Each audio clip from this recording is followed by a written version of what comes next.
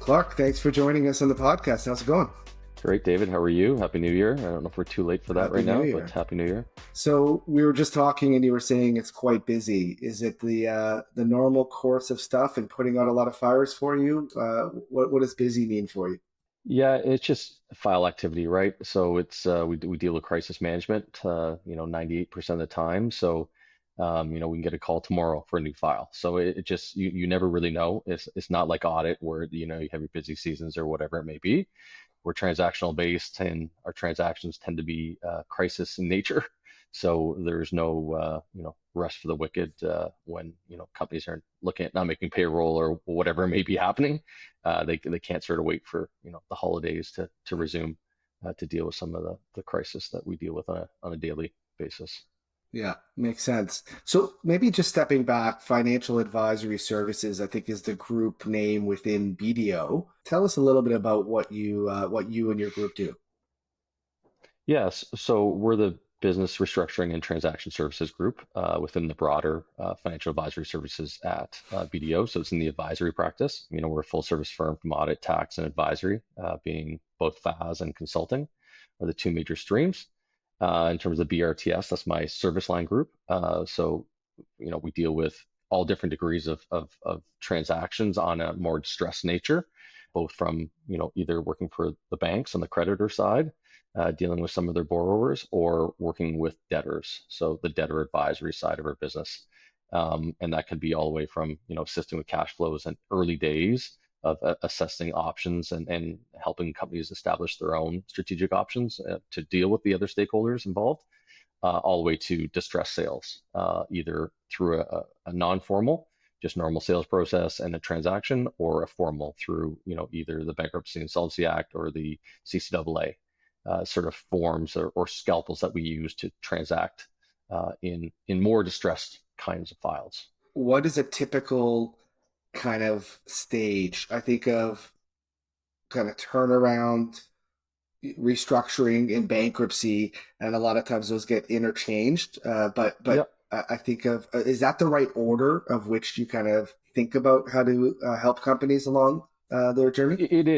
It really depends, David, when we get introduced. So, if we're introduced later, less options are sort of available to you, and as we call some of them, dead on arrival, where you don't really have options, and that really is, just a bankruptcy or something just to wind down the company in some orderly fashion.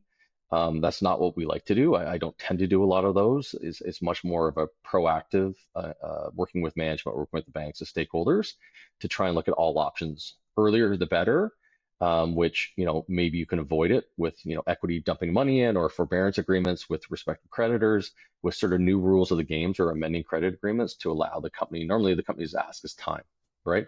Time and normally maybe additional funding, liquidity to get through whatever the different steps may be to recapitalize the balance sheet, allow an IT transformation to occur, allow a sale to occur, but allowing time to get to some point A to point B. So it really depends on, how proactive management is, and or the stakeholders who work on the creditor side of getting us in. The longer, again, the least, I don't want to say the least effective. It's just we're really limited to what we can do because it's normally so broken at that point. Either equity doesn't have the ability and or will to put more money into it, given how uncertain the next steps are, or the bank is simply, or the creditors are simply at their wits' end. They're overextended. It's been a year. They've been trying to work with this company and nothing's happened.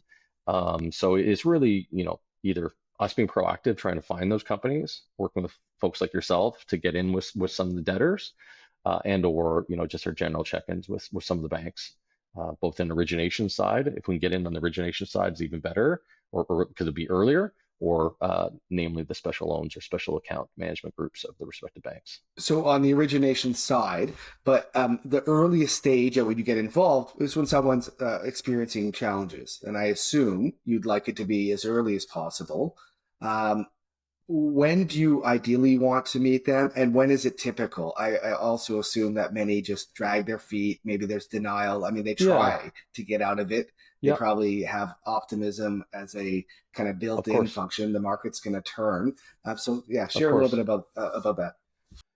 Yeah, so I think on the early days, there's stages of grieving as well, David, right? It's people don't know how bad it is when they're sort of in it every day. They're trying to run business. Then they're also dealing with the banks. They're dealing with creditors calling them. Like the CFO, it's quite challenging during those times. And then they also need the buy-in of ownership, right? Depending on how the cap structure is and how the ownership structure is. In a big multinational, it's maybe the CFO making some of these calls versus an owner operator where it could be a construction company wherever where the owner's day to day. And it's hard for the finance person to get the owner to buy in to sort of the level of distress. And so it's namely liquidity tends to be the main reason why either they're not making payroll or they have creditors calling them 24/7 to sort of drip feed money in to get extended credit. But it's normally a change in the business. So that CFO that's normally used to closing books is now crisis fighting himself. And so, that's the first sign of it normally. Earlier stuff would be, for instance, if you're doing a business transformation and you do an IT transition, if the IT system fails during that transition, like those are earlier before liquidity probably even hits you. If you have a major business interruption or COVID or some of these macro items that may impact, or shareholders fighting, right? Another thing we see a lot of is two shareholders who disagree, and that finance person can be stuck in the middle as to the path forward, who should be listened to, who should they not, and then also in that kind of scenario, it's much more reactive instead of proactive. And so, I think when the finance function starts to be stressed in terms of doing their daily job, with the other side of it, in terms of either managing owners, managing banks, that's when, like, those are the early warning signs when your daily job is switched more away from the proactive accounting, forecasting, budgeting, whatever it may be, to firefighting. So, the finance function slash ownership sees it before us. Yeah, yeah. It's interesting when we talk about CFOs and the various types of Yeah, CFOs. Some of those companies wouldn't even have CFOs, as you alluded to, yeah, but even those that do, they just might not be the right CFO with the right skill set to take on correct. that stage for the business. You also mentioned construction, which is, I think, maybe a common one given where that industry has the headwinds they've been dealing with over the last couple of years. What other industries, or what are some of the trends you're seeing? Is construction? Who else has kind of been a little bit more, let's call it, in challenging situations as of late? Yeah, so I think, David, like COVID was a big impact, right, for all of us in terms of personally, business, everything. So, COVID not only delayed things, for instance, like the banks really didn't do anything for the whole 2 years. CRA didn't do anything for the whole 2 years. So, whatever sort of buildup of companies experiencing financial difficulties, nothing happened. So you have a buildup of all that of those 2 years that nothing happened now, as well as paradigm shifts, right? In hospitality, changes of office space, return to work policy. So you had some macro changes through the COVID as well that you're now seeing the fallouts of companies that didn't have the balance sheet were already in trouble, and then you put a macro, like return to work kind of thing onto it that most of these companies didn't have the balance sheets to deal with prior, either got government assistance, which were not grants, that was more debt, right, to get them through. And then you add in a high interest rate environment where, we've been living for 20 years in the super cycle of low interest rates, lots of dry powder, not a lot of uses for capital that could, have returns. So you had this very patient money, patient ownership strategy that basically just got compressed with a significant rise in interest rates, where construction, for instance, right, the cost of that borrowings was very, very fast on the way up, which caused a lot of bottlenecks that were already there to actually cave in or explode, whatever you want to call it, into certain levels of crisis. So we see anything that's sort of tied with the macro, either commercial real estate. We look at automotive, some of the troubled banners out there, Stellantis, we're starting to see it. And then just on the consumer itself, the consumer in Canada has a lot of debt. So anything where it's, auto financing, we're starting to see breaks in Chesswood Groups and some of these specialty financing companies that had the big increase in rates weren't able to pass it on to the customer. And then you have the customer delinquencies. So, you know, it's pretty widespread, David. If we look at oil and gas, that's very cyclical, right? Alberta went through problems when we didn't. So we're starting to see a bit more of oil and gas, but there's not tons of it left. But it's really people that need to access capital. The equity markets are still quite closed for IPOs or capital raises. And then companies that are very levered, that are directly tied to, the interest rates of the Bank of Canada, and they were undercapitalized to begin with, and now you just have much more higher cost of capital going forward. So it's pretty widespread at this point. Got it. Is manufacturing It on is. that It's list? just I've heard. it is. Yeah. It's just hard to know what we have left of manufacturing. So Right. if it's the Right. auto parts companies, if it's steel, it's I think we're much more of a service-based kind of industry at this point over the last 20 years. But tech as well. Tech is another thing that we've seen a lot of pressure in, because if you don't have a buyer and you don't have access to capital through the equity market, it's extremely difficult because you don't have any assets, right? The banks don't have any assets, and we're called asset light. So it really does limit your ability to raise new capital without giving personal guarantees or bringing things outside the corporate veil to help validate people giving you an extra 5 million, 10 million, 1 million, whatever it may be, 500,000, when you have no assets in the company. It's simply based on a more of a human resource kind of business or IP business. Is there like an item or two that you look to and say, man, like if everyone just did this from a management perspective, they would limit, the trouble they get into, whether it's projections, like working capital management, because obviously sales could slow down, obviously interest rates can go up. What are some of those just typical things that you're like, man, if every business owner knew, um, you know, might not be better for your business, but it would be better for theirs. Yep. Yeah, I think the role of the finance function is critical. Most of if we talk about the smaller level of businesses, but look, there's very big owner operator businesses as well.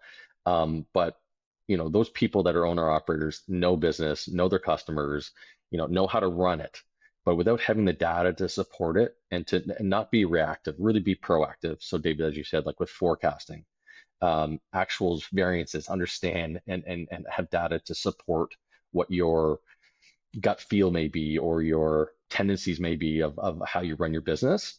It's really, the most successful companies we see are the ones that have a strong finance function, that are not reactive but are proactive with the owner, with the C-suite, if it is highly active in, buying, selling, divesting, use of proceeds, treasury functions, that they're proactively managing the stakeholders, so it never gets to that level of crisis. So it's highly correlated with management in a lot of the companies that we see experiencing trouble, and then transparency of information.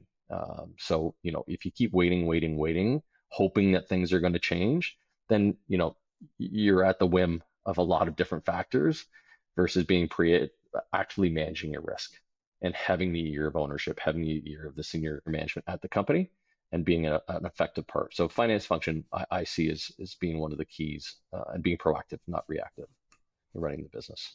Got it. Got it. So, just backing up a little bit as far as defining some of those terms or even the Yep. process around those on sort of turnaround, restructuring, bankruptcy, and anything else that's sort of part of your uh, life cycle for client engagements. Yeah, maybe just break it down for ABCs. Yeah. So again, we talk about formal and sort of non-formal, right? And so the non-formal is the consulting arrangements that we normally get to go and assess the situation, to work with the company, management, ownership, whatever parts it could be, ops, finance, right? And really looking at, liquidity, right? Usually we live and die by these 13-week cash flows. And I've run billion-dollar companies with them, and I've run, $100,000 companies with 13-week cash flows. And in this case, is liquidity is king, is the sort of saying that has been termed through this point, because liquidity or having cash allows you to do a lot of things. Absent that, you're at the sort of whim of the bank or the owner, whoever it may be, as to what you can and cannot do. And so, management has to run their job, right? Ownership has to run the business. They have to close their books, they have to do a bunch of things. Adding in this whole crisis piece to it is a lot of work.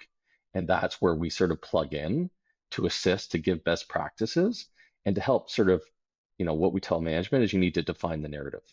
And so the narrative is to your other owners, it could be to your employees, it could be to your bank, it could be to your customers, but you need to define your narrative and be clear and help define the asks of each. So, the first thing we do is a sort of a stakeholder analysis, an agency theory. And we look at all the different agents, could be the employees, could be the owner, it could be the bank. What do they want and what do they need? And develop the ask. And really try to understand where leverage lies, and what can and cannot be done, and trying to, the capital resources, mainly finance or whatever it may be, they only have so much time. So it's really trying to allocate the specific resources, either our team being external or the company, to direct it to come up with the asks of each of the stakeholders and try and define that narrative. Then once that's done, it's then moving to, we need to go from A to B. And so, normally, again, the number one ask is time to do something, and or liquidity. So, hey, give me some money, give me some time, we're going to go from A to B. And that's normally, David, either transaction, a sale transaction, a capital investiture investment, and we call a SISP, sales investment solicitation process, of some way to recapitalize the business, and or allow for a sale of the business into some new co that the balance sheet is sort of, the broken balance sheet is sort of parked to try and save what the core business is. And then if we can see a path where there may be a transaction, and or owners willing to put in another $1 million, 10 million, banks willing to give more debt or refinancing, then we look at formal options. If we can't get there informally, or the balance sheet's too broken, or we can't get some of those stakeholders that we aligned as critical, either landlords, I don't, critical customers, critical vendors, then we can start looking at formal, either under the Bankruptcy and Insolvency Act. And that's where you have, a proposal you could make to your creditors to move from A to B, or bankruptcy, which namely is normally to liquidate, because you don't want normally carry on operations in a bankruptcy. And then a creditor-led, which could be a receivership if the creditors want to move forward. Could be a quick flip into a sale. Like, again, if there's from A to B, it's again, I keep saying this, but we use it as a scalpel. You can use all of these proceedings or these acts as a way to help affect a transaction. And that's all under the Bankruptcy and Insolvency Act. And then you have the CCAA. And the CCAA, again, is like your Chapter 11 in the US. It's for larger companies. You have a $5 million minimum size to get into it. It's a little bit more flexible, but it's similar to a proposal. You're making a plan of arrangement to your creditors, and or doing some transaction, running a SIFT through the process. So, they're all tied, David, to get from normally a transaction from point A to point B. And then worst case is just simply a wind down of operations. So if informally, bankruptcy, CCAA, receivership, you can wind down, and it gives sort of a soft landing, arguably, to the stakeholders. Or if you do an informal wind down, then you have to pay off all your creditors, and to wind down a company, you have to have basically a clean balance sheet. So it's normally a point A to B, point A to B. It could be a sale or it could be a wind down. But it's definitely a life cycle of the restructuring process, and you can step in on any piece of that path. Got it. Is it in the favor of, let's say, the bank, the creditor?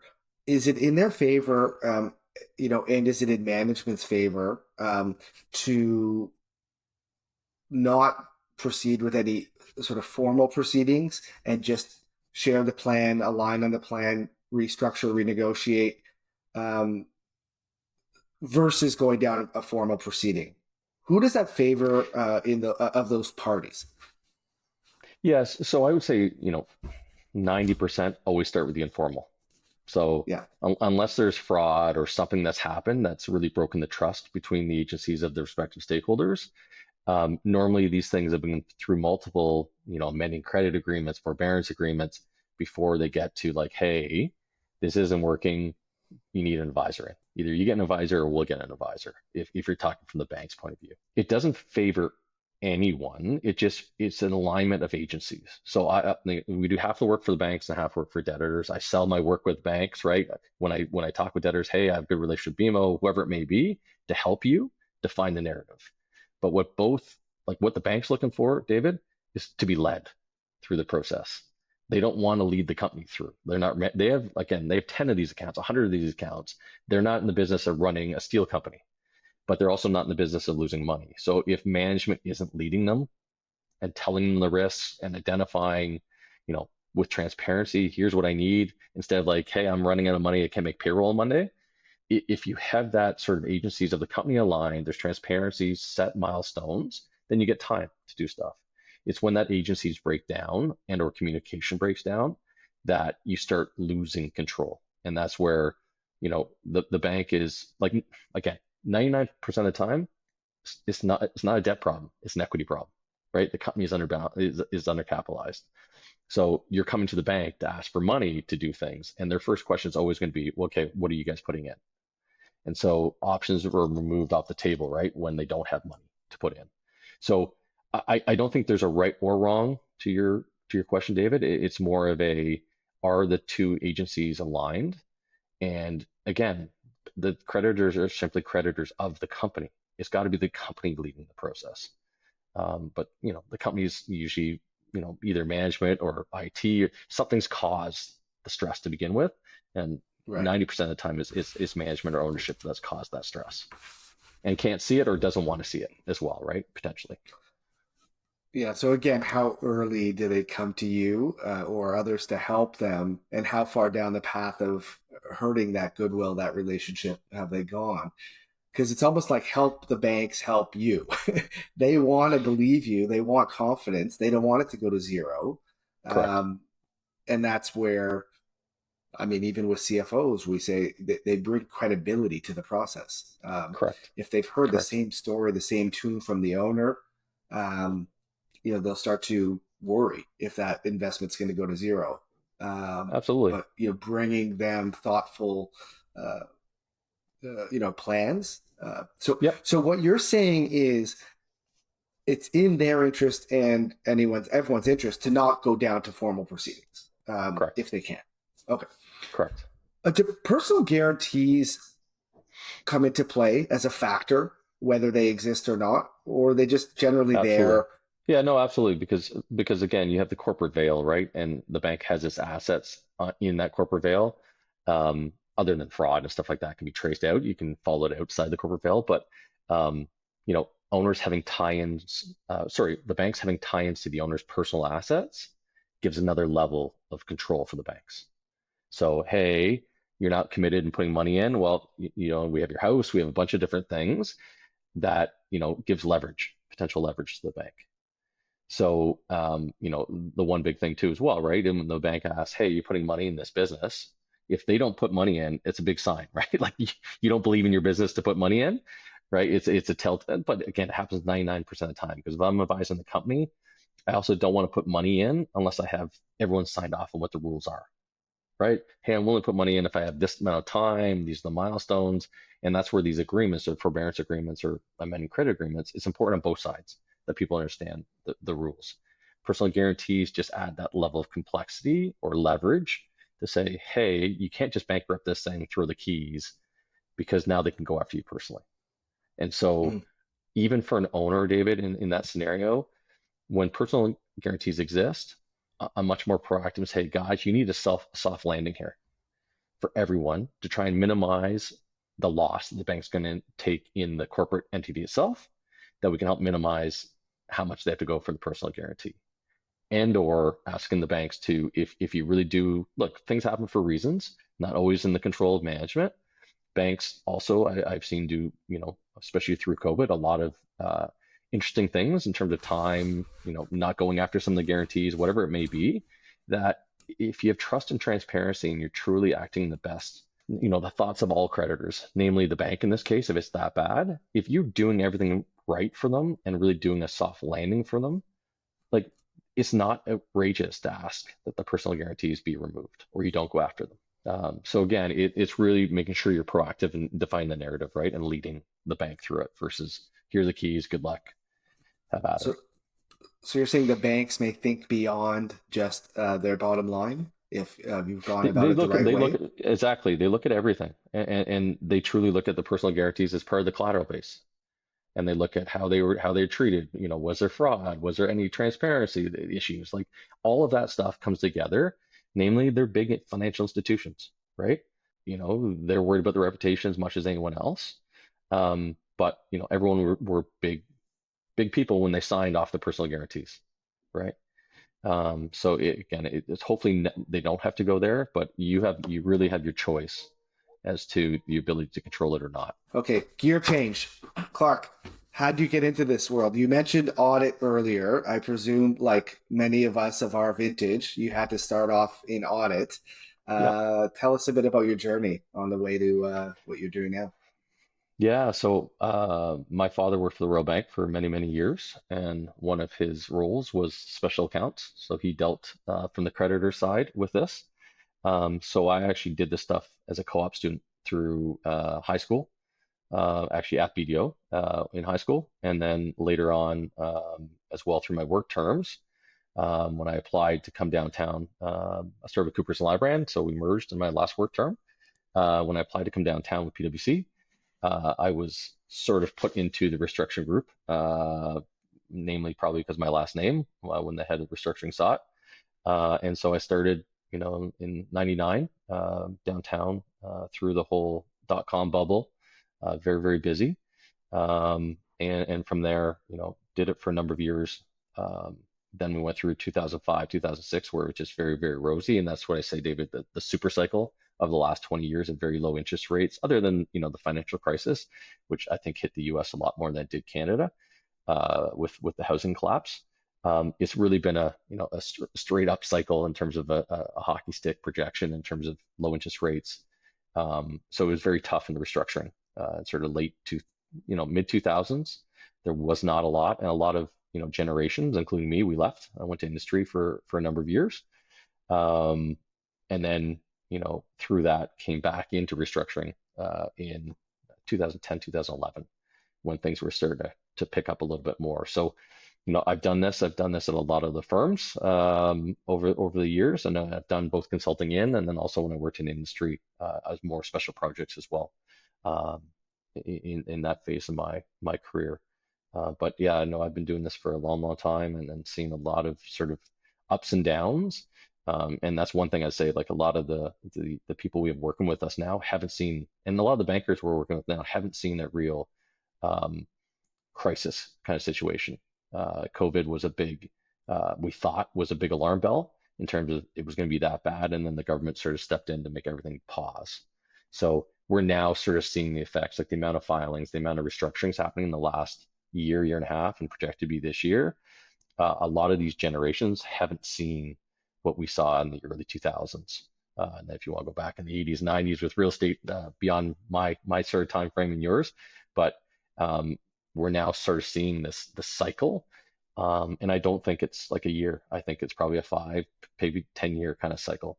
And it's more generic instead of like a .com or some specific like the real estate crisis in 2009-10. It's been I guess in my blood in terms of the restructuring side of it. Um, but we do other stuff as well, David, like through that time in the late 2000s, even the beginning of 2010, 11, I've done a lot of stuff in gaming and non-restructuring stuff that we just had to survive. And our consulting kind of hat can be put on many different lenses, not just from a formal or restructuring, but also from risk advisory and a bunch of different things that I've done in gaming and college work and a bunch of different things that when we do business reviews for banks or other stakeholders, that kind of same kind of methodology or thought process can be applied to many different like consulting, soft consulting engagements. So we've done a lot of that as well over the last 10, 20 years. So pretty much, Clark, you're born to do what you do, which is cool. By Just chance, about. yeah. By chance, I've ended up here. Yeah, I don't know if I Yeah, think I probably picked M&A when I wanted to go downtown right, Toronto, and I ended up in restructuring. But right. yeah, it's by default, it sort of ended up here. Well, I was actually thinking about M&A as you mentioned, sort of post-COVID. So like there's almost the economic cycles or things like COVID that impact, uh, how much sort of deal flow you see, transactions. Um, how much does sort of demographic and, companies, businesses, either changing hands and a lot of talk around M&A and individuals or business owners that maybe don't have somebody to pass their business on to, or they do Yep. and it's just left in hands that aren't as Yep. capable. How much does that feed Yep. into what you see as far as needs? Tons of it. Again, I would say like the big issues that we see are management, succession, whatever that transaction could be. Like something in management is impacting it. Could be shareholder Right. disputes, could be succession handing it over, could be a CFO function that doesn't exist, or there's been high turnover in it. Then you have the IT kind of transition things that can impact your business, which is sort of the next, say, 10-15%, where the company's trying to do an IT conversion and it's all failed and it just caused the company to get in a bunch of trouble. And then the more macro things where, there's been paradigm shifting, either like electric vehicles or in Uber versus taxi, or there's been something to impact your industry where you're just late to get into that next form of what you need to be successful. So I think that management side of it, David, is 80% of the cause, 70% of the cause of why companies get into trouble. And that could be growing too quick as well, right? Where you just say, hey, I'm going to go buy all these companies. We're going to get to this level and this is what we're going to do.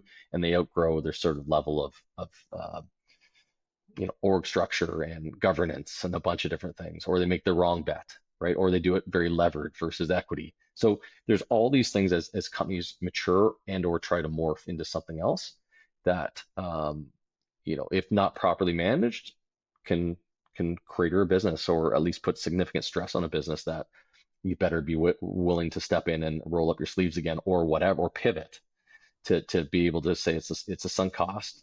I don't care that I put 500 million into it or a 5 million, it's killing us. We got to stop it. And so that's the other one, is the bias kind of thing when people are doing big acquisitions or big expansions. We spent all this money, we got to keep going. Well, no, like that's not, you need to critically assess where you are and determine if my next dollar I spend, is it helping me, or is it simply just going into, keep the wheel going for basically a failed process. So again, I've seen that, David, from billion-dollar companies all the way down to small mom and pops, franchises, expanding stores, whatever that may be. And they're committed a long path, but they can't get off it. They can't critically assess where they are, and they have that sort of unconscious bias where there's going to, I believe in it. We're already 90% there. I've already put all this money into it. We got to keep going. And that's where someone outside of the process, either a strong CFO that's not tied, or a financial advisor that doesn't have the weight of baggage of decisions and everything else, can say, guys, like, let's critically assess this. Let's make an informed decision. Those are sunk costs. They do not weigh in the decision going forward. So, yeah, I think it's all that, but that succession transaction side of it is just one of the big pieces of management that I see growing too quick, selling when, you know, deleveraging. You don't see a lot of that. You don't see a lot of people getting smaller to get bigger. You see it more as a reactive. Hey, we need to get out of this for the sake of to shore up X, Y, and Z. And then the transition or succession to the next generation, it should be a proactive decision with probably outside advisors as well, as to, understanding the risks. And it's really working with, if I'm working with the senior generation, let's say it, that's selling the business, is what do you want? Like, you want the kids never to work again? Do they need a business for them to work in? And then trying to critically assess like those agencies and help define the plan. Because if it's just not working again, we could sell the business, right? If they're not capable or don't want to run the business or don't have the passion of what the senior members of the family do, then there's a lot of risk, right? Because it's hard to run a business. It's hard to succeed. And if you're not invested in it, it's a challenge, right? It can be a challenge for sure. And then you get into all sorts of dynamics, which is, you know, the Totally. child that is, incompetent or not capable of running the business is Hmm. the one that wants to. The one that Hmm. is competent and capable is the one that doesn't want to. They're at odds. Absolutely. Absolutely. Absolutely. But again, I think a lot of that depends on that senior generation and their plan. Them not having a plan is the worst, right? Because then you do get into the fights of who's what, who does what, who gets what. And that just gets to that next part that we talked about, is sort of the shareholder, uh, you know, fights, infights, and what that can do to business is deadly, in terms of being able to plan, deal with things, proactively assess, deploy capital, whatever it may be. If you have paralysis at the top, the rest of the company is limited for sure in terms of the possible outcomes, or the good possible outcomes. I'm sorry that this talk of family fighting reminded me of something, Yeah. but it did. And so Yep. a well-known family public dispute, I guess, is one that made me think of where you spent quite a bit of time in your career at Hmm. Magna. Yep. I'd love to hear just kind of how your experience was, because I think for the most part, outside of your time at Magna, you were in public practice or Yeah. in the advisory practice. Yep. Yeah, so tell us a bit about that. Yeah. So I worked in the chairman's office, in Frank's office at Magna. So, did everything from energy drinks to golf courses to negotiating scrap contracts for the auto empire side of the business. Yeah, look, that was a very big family business, right? A multi-billion dollar company that had Class A and Class B shares, which Frank controlled. I think he sold in 2010. I left in 2010 as well. Um, yeah, it just, you know, people have a lot of different interests in life between Frank's family and Belinda and Andy. They're very different people as well, very capable. Belinda was CEO for a number of years at Magna. Don Walker, her former husband, was the head of Magna as well before he retired. Um, and so you just had a very big presence in Frank and being what Frank built. And it was a bit of a hybrid because again, it's a multi-billion dollar company with a full leadership team, right? Global operations, global CEOs. And it just gets down to at the end of it, all the stuff you're hearing is long beyond Magna, right? It's what's happened with the remnants of the cash that Frank got and or ownership of assets Yeah, once they yeah, left, right? And so I think that's simply family dynamics. It has nothing to do with like the auto empire. It was built and it sort of ran itself. And so, it continues to do well today. It's one of the global leaders in that space. And so I think all you're seeing is the remnants of what's left. And, they kept a bunch of the horse racing. This was long after I left, but they kept the horse racing operations and a bunch of different things. yeah. And that's where it became less, I don't say less governance, it's just different. It became a family run business again versus, all the checks and balances of boards and everything they had at Magna that would contain all that stuff, right? Because there's rules and regulations and everything you could do. And in once it's family, it's all about family. And so I think that's less so of who they are and more so just of the dynamics of, a family business. And And yeah, for, that's a good segue to just maybe a question on, so like public yeah, companies, larger established companies. Well, as you said, owner managed business could be large, established as yeah, well. yeah. Would you say public companies are less likely to find themselves in the types of proceedings you're dealing with, or do they find themselves there? No, Given, yeah, no, I think it's equal. I think it depends on either you're a public company that functions properly or you're a private company that functions properly. And so even public companies, if you don't have a proper board or it's a private pseudo kind of, I'm just picking names out there. If it's a Dell or a Meta, like those owners still have a significant ownership and choice in the path of the business. Amazon with Bezos, like you can be public, but are you really public, right? So I think it just has to do with more, either irrespective of public or private, it's governance. Do I have a strong governance framework? Is it supported throughout the entire entity? Is it supported by the ownership? Do I have an effective board that gives me different insights, helps have some levels of regulation or containment of, maybe someone's owner operator kind of pass or chosen pass? Like what kind of frameworks, not even frameworks, what kind of fail safes have been set up to avoid um, you know, either concentration issues, taking big bets, whatever that may be. But I've seen it both in private and public.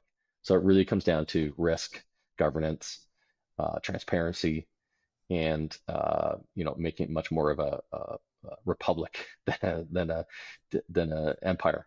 Having that kind of governance or having a supportive governance from the top, is key. And it's supporting finance functions, supporting HR, legal, whatever it may be, The tone can start at the top, but the dissemination of information and the approval of multiple people definitely helps to validate and hopefully gives those checks and balances required to limit the peaks and limit the valleys um, Yeah, in a yeah. more proactive way potentially.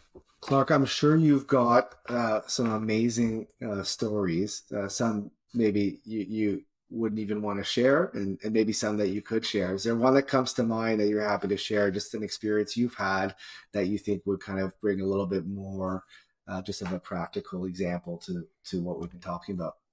Yeah, look, I won't give names, but I'll give sort of some scenarios. I've seen banks do amazing things. I've seen companies do amazing things. I've seen we tend to do a lot of retail right before Christmas, David, which just lines up with inventory builds and what's expected after this sort of cash comes in from the Christmas sales. Like I've seen people fire employees on Christmas Eve. I've seen banks double down on bets that I would not never have thought happen. I've seen plants built that made no sense. And I told people you're never going to get money, and people got money to build $500-600 million plants that got built that necessarily you never needed it that big. And me as the finance guy and the numbers guys that tend to think like, show me the numbers, show me the return on investment. A lot of stuff can happen that you would never even remotely think that someone would give you a check for 500 million and go build it. So some of the stuff that you and I probably did in university, where you're selling lemonade and you're saying, well, if I spend $10,000 for marketing, how much in sales does that drive? It stuns me that some of that stuff still exists in the real world with millions of dollars on the line versus what you think or what I would think of good business practices, how you build the return of equity, return of investment. A lot of it can still be this gut feel, and I'm just going to do it and power through it. And so, even if we look at Elon Musk today, right? How many times do you think he's been told you can't do it, you can't do it, you can't do it by probably guys like you and me? And he powers through it and does it, right? Like him or don't like him, it's just effective of what, and he's willing to put his home life to it, right? If he's sleeping in the office, he's not at home, while you're working at the office, like he's there, and if you're not there, it's not good for you being the CEO or whatever it may be, right? So I just think there's a lot of options available that I would never have thought. And if it's a steel company or a rail company or an energy drink, you know, it's all very similar. And, when we talk to clients, we never come out and say, well, your business is not special, but you always, the first comment from that company is, well, this is, it's very complex. And well, we've been doing this way for a long time. There's a lot of nuances in business. 90% is not. Either have good management, you're proactive, you have the right people in the right jobs, and then you've hit the right market and you focused on the right things. And so it's really trying to, through all the years of 20 years doing this, it's those fundamentals that even as a CA, I think, David, in terms of what's an asset, what's a liability, like I still do journal entries. Like show me your T accounts to try and understand how it could be the most complex thing in the world, but just like show me guys what the entry is. So I think when you take a $1 billion company or a mom and pop shop, the fundamentals are the same in every scenario, or 99% of the scenarios. That's not the sort of macro things hitting like a COVID or a disruptor of Uber or something that's outside of your control. But having good management, being proactive, understanding like self-awareness, and critically being able to assess yourself. These things are what I'd say is um, shocked me over the years of how similar everything is. And then the other piece of it is the stages of grieving, not just in your life of someone passing away, but you can see it even in CFOs or in owners of their business when they're losing control of, that sort of say Elon Musk kind of thought process where you're just going to power through it and get to the end and everyone's just going to hop on board, to when you start losing control, still having that kind of mindset and being really draconian like that and not opening yourself up to advisors or thoughts of other people. It's a challenge, and it's very risky because either 100% you're going to get it or it's a zero chance. There's no sort of happy medium.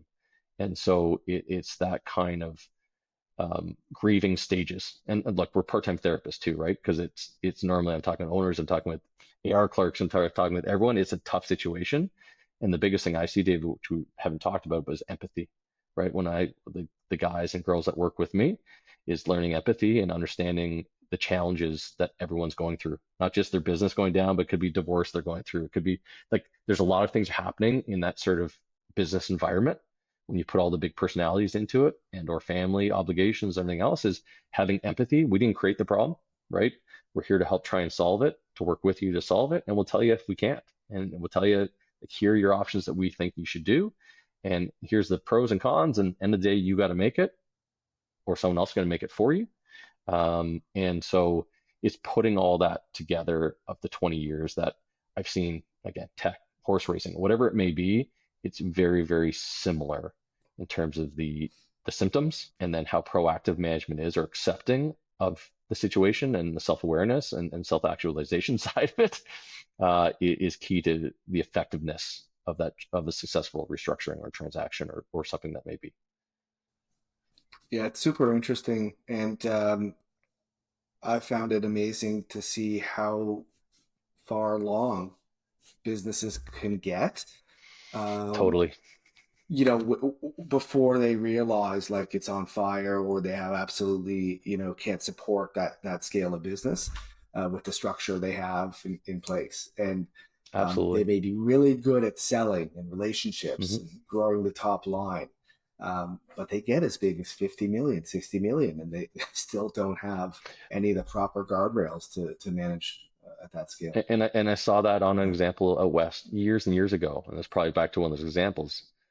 They just built a $500 million gas plant to build pellets for plastic, and they were losing, they weren't covering their variable costs. And so, like, the first thing I remember being a junior, having called a partner and saying, like, this makes no sense to me. They just spent $500 million in this plant. They're losing 5 cents every pellet they make, and like they need to shut this plant down. And so, like, as a junior, I'm calling the partner. And so, again, the numbers weren't making sense to me. And the CEO was like, well, Clark, like, it costs 15 million to shut this thing down, and it'll cost another 10 million to get back up. I'm just like, but you're losing like a million a day just running it. And so, again, right, is seeing once you're sort of caught up in what you just did, hey, I made a decision to spend that $500 million building this refinery. Now it's losing $1 million a day. Like, they couldn't see, you know, the forest from the trees or whatever the saying is. Like, they were caught up in living the dream of what they built and that the turnaround, and they weren't even covering your variable costs. And like, that's simple accounting 101. If you're not covering your variable costs, you shut down. Like, unless you have a path or something that you're not going to cover it for a certain period of time, but like you're losing money every second that this thing's running. So stuff like that. Again, once you get caught into the machine and caught up in living the dream, nightmare, whatever we may want to call it, it's very hard to critically assess decisions and to make that hard decision. Say, hey, screwed up, got to shut it down. It is what it is. And maybe that's a good transition to the CFO role where Yep. we both spend a lot of time talking to businesses about their finance function. Do you tend to Yep. see what I would describe as either CFOs who are really not CFOs and more operate as a controller function, even if you call them a CFO, um, or maybe not even that role at all, and it's just bookkeeper in the company that doesn't have anybody at a more senior finance level. But tell me a little bit about some of what you see there and how much that changes the game for companies. And I'm sure, as you said, certain events will transpire even with a Yep. CFO that will lead them down the wrong path. That happens. But how much of it could have been corrected? And just talk a little bit about that uh, senior finance expertise that companies may or may not have. Yeah. And look, call it controller, CFO, whatever you may want to call it. It is what it is. It really depends, or the way I look at it, David, it is how much does ownership or the company value the finance function? Is it simply reactive, closing the books, dealing with APAR, or is it proactive, budgeting, capital investment strategies, return on investment. So it really, it's telling right away once you see, forget the title, of just what the role and the responsibility of the finance function is and the view of it within the entity itself. So like even the big companies, like is finance involved in some of the operating decisions? Because it should be, right? Because operating will translate into something, and it's an outcome, either quality or profitability, whatever it may be, that finance needs to be an active role in that. Because building the best, and again, I was at a rail company for a number of years, building the best rail car and losing $20,000-$40,000 per rail car, that's not sustainable. So, there has to be a balance and a fluidity within the institution that finance is integral through the piece. And with that, David, is, when we see high turnover in the finance function, is another key uh, key area of concern for us, because normally it's the finance person that sees the problems first, and that sort of not crying wolf, but going, the owner, we have problems, we have this and this and this, and then they're either heard and it's, plans developed, or it's just simply ignored, and they tend to leave. And so, it depends on how much the management slash ownership, whatever it may be, values the finance function. And if it's simply a bookkeeper, and simply, like, if we're just doing I don't know what they're calling nose to readers, or a compilation assignment, you get what you get, right? You get what you pay for. And so if you're only looking at someone to complete the books at the end of the month, that's all in the past. There's no proactivity or budgeting or forecasting to proactively run your business that way. It's all looking back just to check the box that, oh, this is what I made, but you can't change that once you see it, right? It's done. So I'm less concerned about the roles. I'm more concerned about the finance functions, what their daily duties are, and their input on the business is key. And that could be part-time, it could be full-time, it could be whatever, but it's very easy. Those are the first questions I ask. And then when people don't have an answer, when the finance function does have an answer, like a 13-week cash flow, and I know we're ending up at the time here, but like 13-week cash flows are critical to run your business. Like, how bad, what kind of liquidity is needed. And very few people, until you get in real big trouble, start looking at their business on a weekly basis or a Right. daily basis. But you eventually sometimes get there, and it takes up a heck of a lot Right. of capacity for the Right. finance function. Yeah, I think that's very relevant and sort of helpful perspective when it comes to one, um, the title or the role. Like, it doesn't really matter what you call somebody; it's what are they doing. And controllers control right, and controllership should be forward looking for the right controller. And so I think those are the things that organizations need to kind of ask themselves. And maybe that's the critical first point. Like, are you looking forward at all? Is finance at the table at all Yep. with your business when it comes to looking forward? Every owner is, but is Yeah, that of just course their they are. back of the napkin, in the Correct. shower thinking about 12 months, 3 months Yep. ahead? But if finance doesn't play a role in that forward looking, I think it's clear there is, a risk A and an disconnect. opportunity if they get to us at the Yeah, right time. Yeah, for sure. absolutely. Um, Absolutely. and so, yeah, before we go, it's been a ton of information. I feel like we could probably double click on any of these topics and spend another hour. So we'll Yep. hopefully do this again. But I do ask Sure. guests, what advice would you give yourself, personally, professionally, if you went back to your younger self? I've got a lot calmer, a lot less emotional as I've gone through this for the last 20 years. Um, we deal with crisis. Everything is a crisis, but I've seen leaders. I've had enough good leaders around me over the years to see people that overreact versus people that can sort of keep their calm, lead be the general. To you're not running for the hills and all your troops are following you. It's like, we're going to do this in a proactive, controlled way. You know, the empathy is key that I've learned, David, from the toughest situations to the best management team I've ever worked with.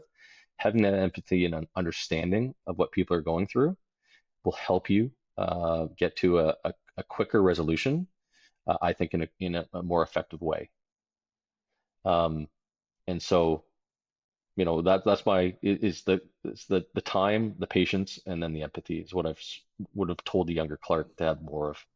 Uh, definitely, uh, Love 20 that. years into Love this. that.